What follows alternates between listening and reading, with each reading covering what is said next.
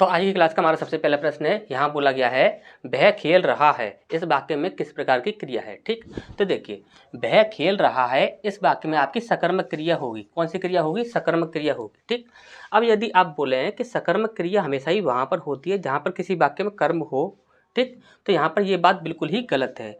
ऐसा कभी भी नहीं कह सकते आप, 100% श्योर कभी भी नहीं कह सकते कि यदि किसी वाक्य में कर्म है तो वहाँ पर सकर्मक क्रिया होगी, यदि किसी वाक्य में कर्म नहीं है तो वहाँ पर सकर्मक क्रिया नहीं होगी। ऐसा आप बिल्कुल भी नहीं कह सकते। एग्जाम्पल के तौर पर यहाँ पर आप इसी को देख लीजिए, वह खेल रहा है। वह क्या है यहाँ पर? तो वह आपका एक सब्जेक्ट है, यानी करता है। खेल, खेल क्या हो जाएगा? तो यहाँ पर ये हो आपका वर्ब हो जाएगा, यानी कि क्रिया हो जाएगा। रहा, ये भी आपका क्रिया हो जाएगा। है, ये आपका क्या हो जाएगा? सहायक क्रिया हो जाएगा। ठीक, अब यहाँ पर आप ध्यान से समझिए, वह खेल रहा है, यहाँ पर ये भी वर्ब है, ये भी वर्ब है और ये आपकी हेल्पिंग वर्ब है, यानी कि तीन आपकी क्रियाएं हैं और यहाँ पर एक आपका करता है। अब इस वाक्य में आप देखोगे तो यहाँ पर आपका कर्म नहीं है, कर्म नहीं है, फिर भी यहाँ पर क्या होगा? सकर्मक क्रिया होगी। सकर्मक क्रिया की पहचान करने का सिर्फ और सिर्फ एक ही तरीका है, और वो तरीका क्या है?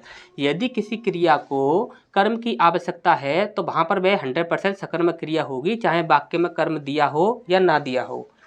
यदि किसी क्रिया को किसी कर्म की आवश्यकता नहीं हो, यदि किसी क्रिया को कर्म की आवश्यकता ना हो तो वहाँ पर वह कभी भी सकर्मक क्रिया नहीं हो सकती, वह हमेशा ही अकर्मक क्रिया कहलाएगी। ठीक, अब यहाँ पर आपने देखा तो यहाँ पर आपका कर्म नहीं है, फिर भी यहाँ पर क्या है? आपका क्या है? सकर्मक क्रिया है। ऐसा क्यों होता है? तो यदि यहाँ पर हम और एग्जाम्पल से समझें, जैसे कि हम एक्स्ट्रा एग्जाम्पल से समझें, तो देखिए वह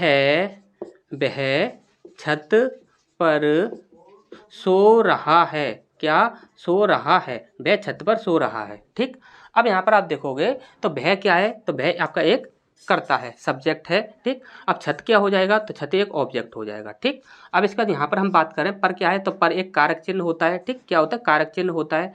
सोना, सोना क्या है? तो सोना एक क्रिया है। ठीक, रहा, ये भी आपका एक क्रिया है। ठीक, और है, ये क्या हो जाएगा? आपका सहायक क्रिया, यानी कि हेल्पिंग वर्ब। ठीक, अब यहाँ पर आप ध्यान से समझिए, अब यहाँ पर हम बोले हैं कि इस वाक्य में कौन सी क्रिया है, सकर्मक है या अकर्मक है। तो आप बोलोगे वह छत पर सो रहा है। अब आप क्या बोलोगे? यदि आपने ये ऑब्जेक्ट देकर यदि ये बोला कि यहाँ पर सकर्मक क्रिया है तो ये बिल्कुल ही गलत हो जाएगा। क्यों गलत हो जाएगा? पहले क्रिया को देखिए, क्रिया क्या है? सोना। यदि सोना क्रिया है, क्या है? सोना। यदि सोना क्रिया है तो सोना क्रिया के लिए किसी कर्म की आवश्यकता है? बिल्कुल भी किसी भी कर्म की आवश्यकता नहीं है।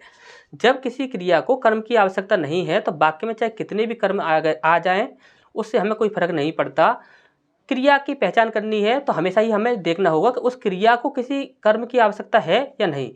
यदि कर्म की आवश्यकता है तो वहाँ पर वह सकर्मक होगी, यदि नहीं है तो वहाँ पर वह अकर्मक होगी। ठीक, अब यहाँ पर ये जो क्रिया है वह क्या होगी? अकर्मक होगी। क्या होगी? अकर्मक। क्यों होगी? क्योंकि इस क्रिया को किसी भी कर्म की आवश्यकता नहीं है, चाहे वाक्य में कितने भी कर्म दिए हों उससे हमें कोई भी मतलब नहीं है। ठीक, तो अच्छे से ये चीज़ समझ आ गई होगी आपको। तो यहाँ पर क्या हो जाएगी? आपकी सकर्मक क्रिया हो जाएगी। ठीक, नेक्स्ट को देखें तो यहाँ पर देखिए, आपसे यदि आपको नहीं पता हो कि कृदंत क्रिया किसे कहते हैं, कृदंत क्रिया किसे कहते हैं, तो ये भी आपका काफ़ी पूछा जाता है, याद रखिएगा। तो ये कृदंत क्रिया जो होती है वह 3 प्रकार की होती है। कितने प्रकार की? 3 प्रकार की। यदि हम सबसे पहली बात करें कि पहली कौन सी होती है, तो वो होती है वर्तमान कालिक। क्या? वर्तमान कालिक। अब वर्तमान कालिक कौन सी क्रिया होती है? तो उसमें क्या किया जाता है कि किसी क्रिया के साथ आपको प्रत्यय जोड़ने होते हैं, और वो प्रत्यय क्या होते हैं? तो प्रत्यय होते हैं आपके ता, ती, ते या फिर रहा, रही, रहे। ठीक, ये जो प्रत्यय यदि किसी क्रिया के साथ जुड़ जाते हैं तो वह कहलाती है आपकी वर्तमान कालिक क्रिया। ठीक, अब यहाँ पर आप एग्जाम्पल से समझिए, जैसे कि हम एग्जाम्पल की बात करें तो जैसे कि हम बोलते हैं कि दौड़ता। क्या बोल दिया हमने? दौड़ता। दूसरा एग्जाम्पल लिया हमने दौड़ रहा। क्या? दौड़ रहा। एक बोला हमने दौड़ता, एक बोला हमने दौड़ रहा।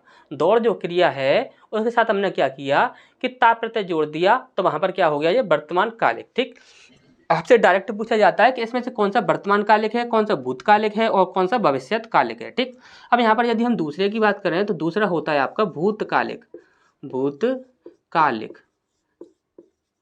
और भूतकालिक क्रिया में क्या होता है, तो हमें उसमें करना होता है क्रिया जो होती है उसके साथ हमें आ या फिर या प्रत्यय जोड़ना होता है।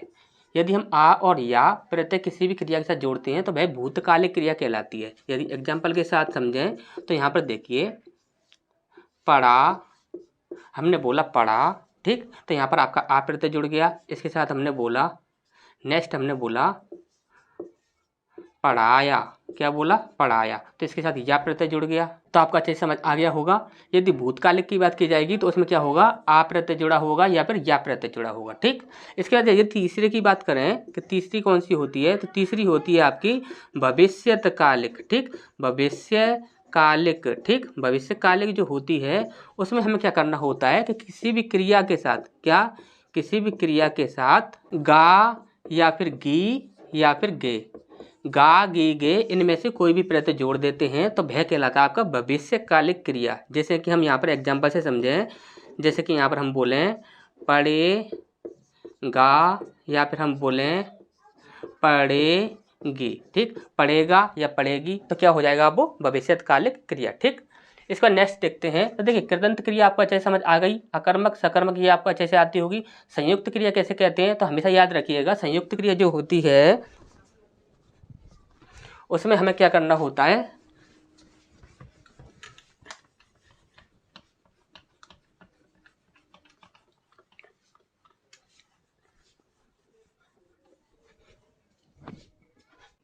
तो देखिए जब दो या दो से अधिक क्रियाओं का प्रयोग अलग अलग ना किया जा सके, जब दो या दो से अधिक क्रियाओं का प्रयोग एक साथ किया जाएगा, यानी कि उनका प्रयोग कभी भी हम अलग अलग नहीं कर सकते, तो वही कहलाती है आपकी संयुक्त क्रिया। जैसे कि हम यहाँ पर एग्जाम्पल से समझें तो एग्जाम्पल होता है हमारा, जैसे कि लड़का लड़का छत से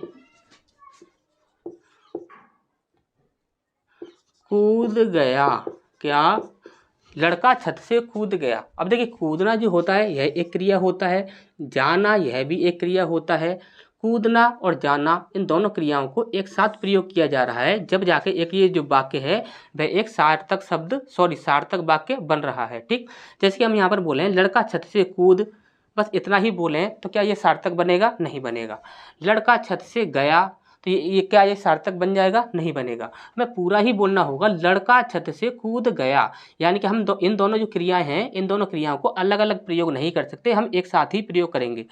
जब उन क्रियाओं को हम अलग अलग प्रयोग नहीं कर सकते, एक साथ ही हमें प्रयोग करना होगा, तो वही क्रिया कहलाती है आपकी संयुक्त क्रिया, ठीक। अच्छे से समझ आ गया होगा। इसके बाद नेक्स्ट देखते हैं, प्रश्न क्या है हमारा, किस वाक्य में सकर्मक क्रिया है। सकर्मक क्रिया वहां पर होगी जहां पर किसी भी क्रिया को कर्म की आवश्यकता होगी, ठीक। अब यहाँ पर देखिए मैं चला, अब चलना जो है, चलना के लिए किसी कर्म की आवश्यकता है, नहीं है। चलना के लिए यदि हम ये बोलें कि क्या चला, तो आप कुछ भी बोल सकते हो, नहीं बोल सकते हो, तो ये क्या हो जाएगी आपकी अकर्मक क्रिया हो जाएगी। क्या हो जाएगी, अकर्मक, ठीक।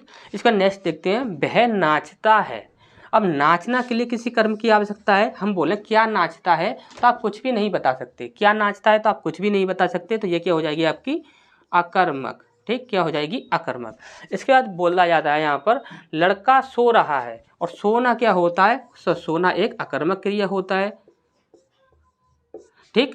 अब यहाँ पर आप देखिए, यदि आप ये बोलो कि यदि हम क्या लगाकर, देखिए काफ़ी आपको ये बताया जाता है कि क्या लगाकर यदि हम प्रश्न पूछते हैं और उत्तर आ जाता है तो वहाँ पर क्या होता है, आपका सकर्मक क्रिया होता है। अब यहाँ पर यदि हम क्या लगाकर प्रश्न पूछें, लड़का सो रहा है, अब यदि हम ये बोलें कि क्या सो रहा है, तो आप कभी भी ये जवाब नहीं दोगे कि लड़का सो रहा है, ठीक। क्योंकि लड़का इस वाक्य में आप देखोगे तो वो क्या है, एक सब्जेक्ट है, लड़का क्या है, एक सब्जेक्ट है। और यहाँ पर आप देखोगे तो सब्जेक्ट को हम कभी भी किसी भी ऑब्जेक्ट का रूप नहीं दे सकते, यानी कि कर्ता को हम कर्म का रूप नहीं दे सकते। ये जो सोना जो क्रिया है इसका संबंध कर्म के साथ होगा तभी वहाँ पर आपका सकर्मक क्रिया होगी। यदि किसी क्रिया का संबंध कर्ता के साथ होगा तो वहाँ पर वह सकर्मक क्रिया नहीं कहलाएगी। ठीक, हमेशा ही आपको ये याद रखना है कि कोई भी आपकी क्रिया हो उसे कर्म की आवश्यकता है या नहीं। यदि उसे कर्म की आवश्यकता है तभी वह सकर्मक क्रिया कहलाएगी। तो ये क्या हो जाएगी, आपकी अकर्मक क्रिया हो जाएगी। ठीक, इसके बाद लड़की सिल रही है, क्या कर रही है, सिल रही है।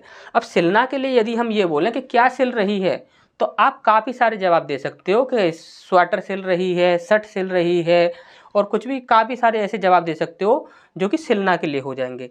जब सिलना के लिए या फिर किसी भी क्रिया के लिए आप काफ़ी सारे जवाब दे सकते हो तो वही होती है आपकी सकर्मक क्रिया। क्या होती है, सकर्मक। ठीक, हमेशा ही याद रखिए जवाब हमेशा आना चाहिए किसी भी क्रिया के लिए।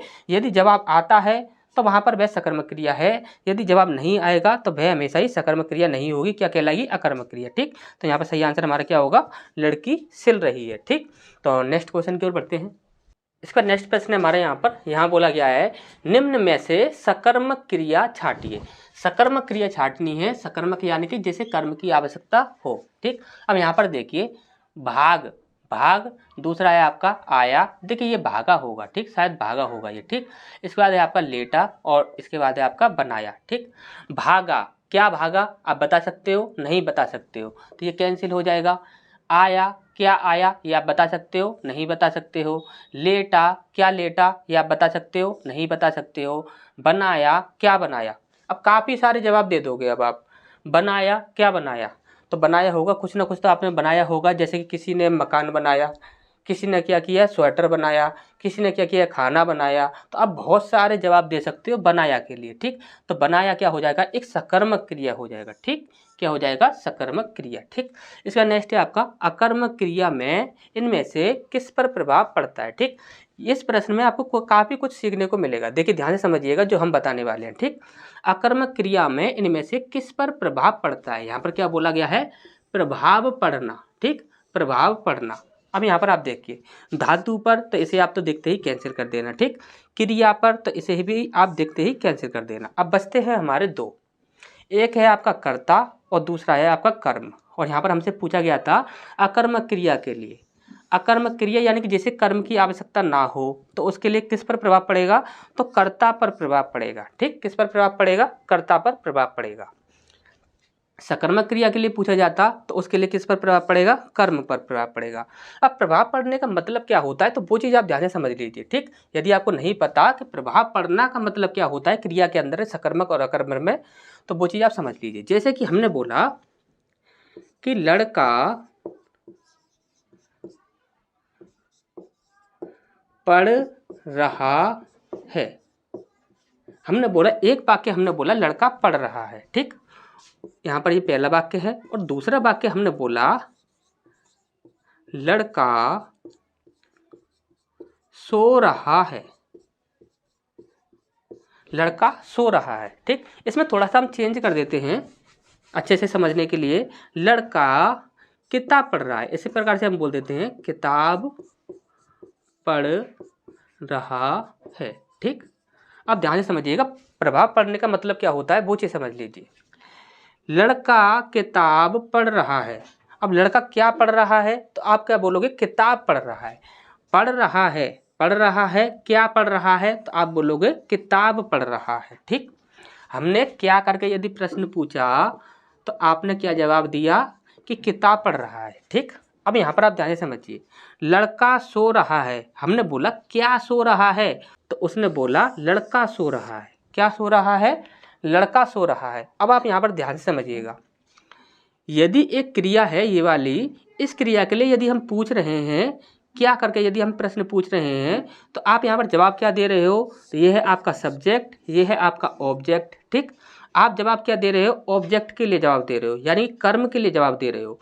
लेकिन यहाँ पर यदि हम बोलें कि क्या सो रहा है, यदि हमने पूछा कि क्या सो रहा है तो आप किसके लिए जवाब दे रहे हो, तो ये तो आपका क्या है, सब्जेक्ट है यानी कि कर्ता है, कर्ता के लिए जवाब दे रहे हो। ध्यान से समझ लीजिए, पढ़ रहा है, क्या पढ़ रहा है, किताब पढ़ रहा है, तो किताब क्या हो गया, ऑब्जेक्ट हो गया। हमने बोला सो रहा है तो क्या सो रहा है, तो आपने बोला लड़का सो रहा है। अब अच्छे से आपको समझ आ गया होगा प्रभाव पड़ने का मतलब क्या होता है क्रिया के साथ यदि क्या करके यदि आप प्रश्न पूछोगे तो यहाँ पर उत्तर जिसका आएगा उसी पर प्रभाव पड़ेगा। किताब के लिए उत्तर आ रहा है और किताब क्या है, ऑब्जेक्ट है, तो ये क्या हो जाएगी आपकी सकर्मक। तभी बोला जाता है कि सकर्मक क्रिया में हमेशा कर्म पर प्रभाव पड़ता है। ठीक, अब यहाँ पर देखिए सो रहा है, क्या सो रहा है, तो लड़का सो रहा है, यानी कि प्रभाव किस पर पड़ रहा है, कर्ता पर, तो यहाँ पर क्या हो जाएगा आपका ये अकर्मक। अच्छे से समझ आ गया होगा प्रभाव पड़ने का मतलब क्या होता है। ठीक, तो नेक्स्ट क्वेश्चन की ओर बढ़ते हैं। इस पर नेक्स्ट प्रश्न हमारे यहाँ बोला गया है निम्नलिखित में से कौन सा गलत विकल्प है। गलत विकल्प की पहचान करनी है हमें। ठीक, तो सबसे पहला है उसने बोला है वह चतुर निकला, यह एक सकर्मक क्रिया है। दूसरा बोला है वह कॉलेज से आकर सो गया, यह पूर्वकालिक क्रिया है। तीसरा बोला गया है उसने आम खाया, यह एक सकर्मक क्रिया है। और चौथा है आपका मोर नाचता है, यह आपका एक अकर्मक क्रिया है। ठीक, तो स्टार्ट करते हैं। देखिए मोर नाचता है, हमने पूछा क्या नाचता है, तो आप क्या बोलोगे कि मोर नाचता है, और मोर क्या है, सब्जेक्ट है, यानी कि ये क्या हो जाएगा कि जो प्रभाव जो पड़ रहा है वो किस पर पड़ रहा है, तो वह कर्ता पर पड़ रहा है। जब कर्ता पर प्रभाव पड़ रहा है तो वो क्या हो जाएगी अकर्मक क्रिया, तो अकर्मक क्रिया दिया हुआ है तो ये बिल्कुल सही है। ठीक, इसका नेक्स्ट देखते हैं उसने आम खाया। अब हम पूछें कि क्या खाया, तो आप बोलोगे कि आम खाया, और आम क्या है, तो वाक्य में आम क्या है, कर्म है। अब यदि प्रभाव कर्म पर पड़ रहा है तो वहाँ पर क्या हो जाएगा सकर्मक क्रिया, और यहाँ पर दिया हुआ है सकर्मक क्रिया, तो ये भी आपका बिल्कुल सही है। ठीक, इसके बाद देखते हैं वह कॉलेज से आकर सो गया। हमने पूछा क्या सो गया, तो आप बोलोगे कि वह सो गया। हमने पूछा क्या सो गया, तो आपने बोला कि वह सो गया, तो वह क्या है, तो वह तो एक सब्जेक्ट है, यानी कि प्रभाव किस पर पड़ रहा है, कर्ता पर पड़ रहा है। जब कर्ता पर प्रभाव पड़ता है तो वह क्या हो जाती है अकर्मक क्रिया। ठीक, अब यहाँ पर देखिए दिया गया है पूर्वकालिक क्रिया। अब ध्यान से समझिएगा पूर्वकालिक क्रिया क्या होती है, तो ये भी आपका आंसर बिल्कुल सही है, यहाँ पर पूर्वकालिक क्रिया होती है। ठीक, अब पूर्वकालिक क्रिया क्या होती है, तो वो चीज़ आप समझ लीजिए। पूर्वकालिक क्रिया वह होती है जो मूल क्रिया से पहले संपन्न होती है। मूल क्रिया से पहले संपन्न होने वाली जो क्रिया होती है उसे हम क्या कहते हैं, पूर्वकालिक क्रिया। अब इसके लिए हम क्या करते हैं, जो मूल क्रिया जो होती है, मूल क्रिया, उसके साथ हम क्या करते हैं, कर प्रत्यय जोड़ देते हैं। क्या कर देते हैं, कर प्रत्यय जोड़ देते हैं। मूल क्रिया के साथ हम कर प्रत्यय जोड़ देते हैं। यदि हम एग्जाम्पल से समझें तो आपका एग्जाम्पल हो जाएंगे, जैसे कि नहाकर,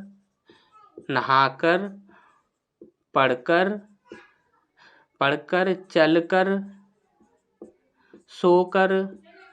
ठीक, तो ये क्या हो जाएंगी सारी, ये हो जाएंगी आपकी पूर्वकालिक क्रिया। अब यहाँ पर आप देखोगे तो वह कॉलेज से आकर, क्या आकर, आना के साथ हमने क्या किया कि कर प्रत्यय जोड़ दिया। आना के साथ हमने क्या किया, कर प्रत्यय जोड़ दिया, तो वही क्या कहलाएगी पूर्वकालिक क्रिया। ठीक, अच्छे से समझ आ गया होगा।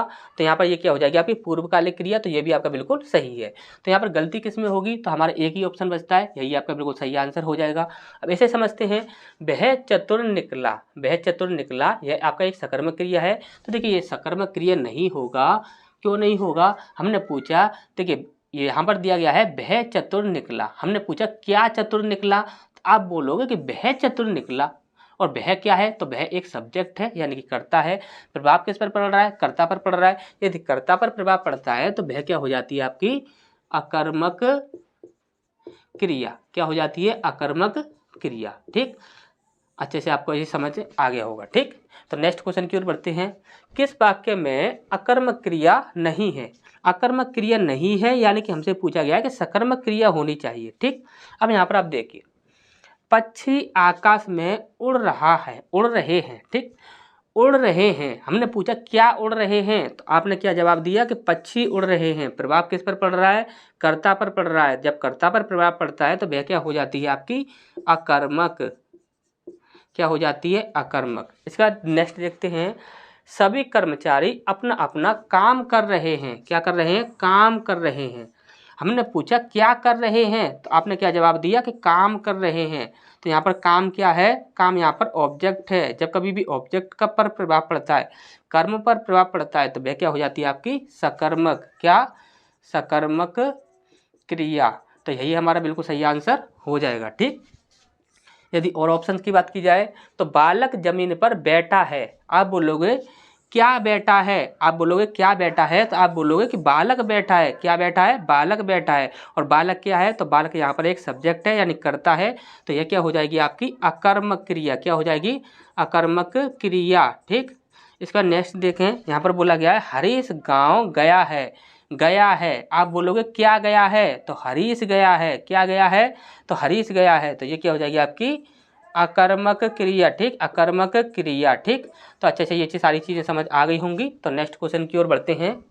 इसका नेक्स्ट प्रश्न है हमारा यहाँ बोला गया है सकर्मक क्रिया का चयन कीजिए, इनमें से कौन सी ऐसी क्रिया है जो कि सकर्मक है। ठीक, तो सबसे पहला है आपका लेटना, दूसरा है आपका छूटना, तीसरा है आपका पिघलना और चौथा है आपका तड़पाना। ठीक, अब यहाँ पर आप ध्यान से समझिएगा, यहाँ पर आपको काफ़ी कन्फ्यूजन होगा कि इनको कैसे पहचान करें। देखिए एक एक करके समझते हैं। सबसे पहला है आपका लेटना।